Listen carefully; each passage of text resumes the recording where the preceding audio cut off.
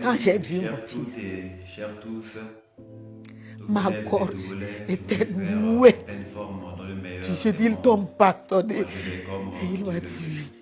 Ils t'ont Vous avez injecté. souvenance Il a dit oui. Et du j'ai même dit, temps, oh, pourquoi tu as je peux accepté? passer Sa du mère, temps, présente j'ai lors de fait son toute arrestation par les série forces de sur l'ordre, n'y lesquelles croit pas.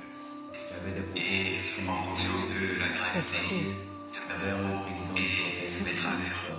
C'est une pression qu'on a mise sur mon fils pour qu'il puisse parler. Suite à cela, le Togo est À le un voir, pays c'est de comme il est en droit. train de lire le message qu'on a écrit de lire. Elle dénonce une détention arbitraire des autorités et une atteinte physique.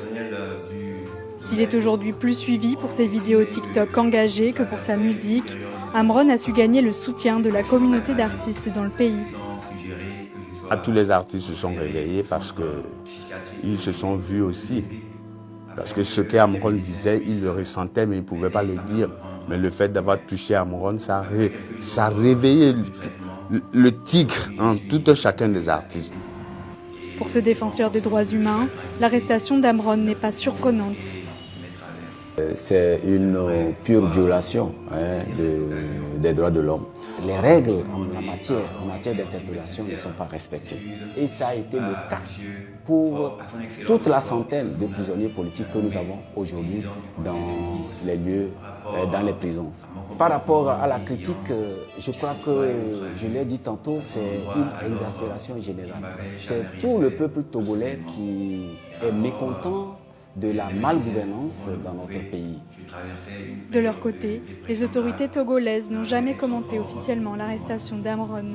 Sollicitées par TV5 Monde, elles ont mentionné une affaire familiale d'ordre privé. Le peuple togolais et devant le monde entier, lui demander pardon et lui présenter mes plus sincères excuses par rapport au comportement que j'ai eu à son endroit, les injures et tout ça, ce n'est vraiment pas moi.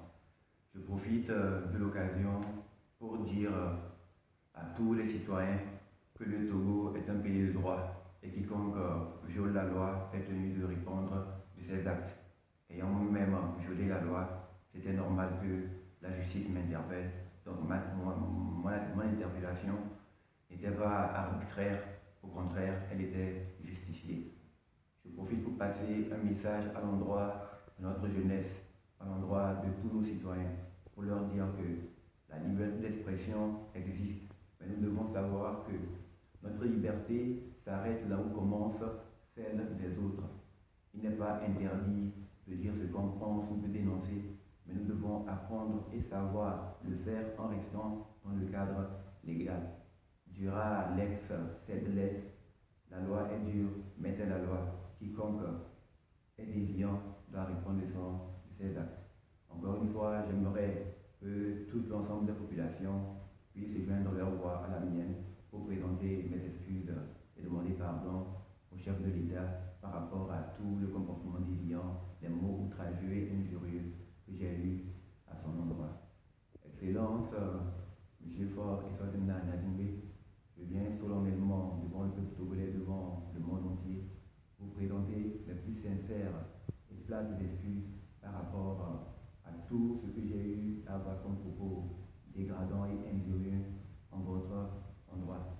Puisse Dieu vous donner la force de trouver